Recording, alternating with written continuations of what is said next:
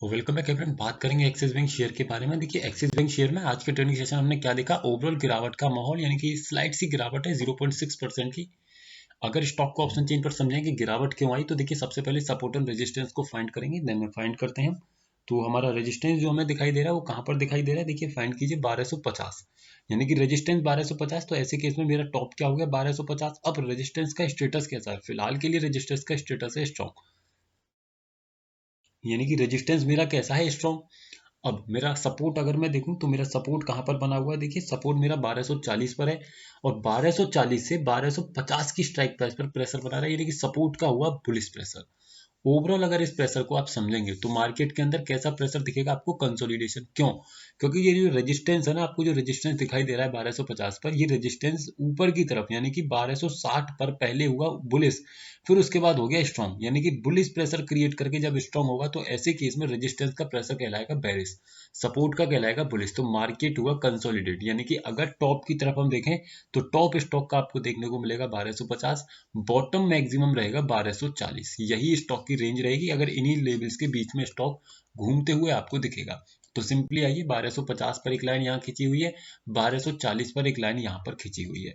ये जो सुबह में प्रेशर गया, ये ध्यान रखिएगा, जो मैंने आपको रेजिस्टेंस में बताया कि 1250 से 1260 पर एक प्रेशर क्रिएट किया गया था, जिसका ये इम्पैक्ट था कि स्टॉक 1260 तक जाने की कोशिश किया।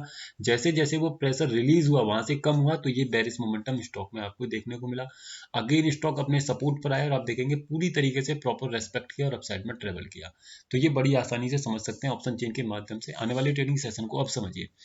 अगर आने वाले ट्रेडिंग सेशन में मेरा सपोर्ट एंड रेजिस्टेंस 1250 पर ही क्रिएट होगा, तो मेरी मैक्सिमम रेंज 1240 से 1260 रहेगी, याद रखिएगा।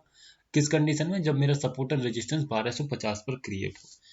अगर मेरा रेजिस्टेंस बेरिश प्रेशर क्रिएट करेगा, तो जिस भी स्ट्राइक प्राइस पर मेरा सपोर्ट क्रिएट होगा, वहां से एक स्ट्राइक प्राइस नीचे की तरफ स्टॉक मोमेंटम देगा। अगर मेरा रेजिस्टेंस स्ट्रांग होगा और सपोर्ट की तरफ से बुलिश प्रेशर क्रिएट होगा, तो जिस स्ट्राइक प्राइस पर मेरा रेजिस्टेंस क्रिएटेड होगा, वहां से एक स्ट्राइक प्राइस ऊपर की तरफ का मोमेंटम आपको देखने को मिलेगा। तो अकॉर्डिंगली अपने लेवल्स को समझिएगा। और अगर एक रेंज में आपको बताने की कोशिश करूं, तो 1234 से लेकर के लगभग 1263 की एक रेंज आप लिख करके रख लीजिएगा।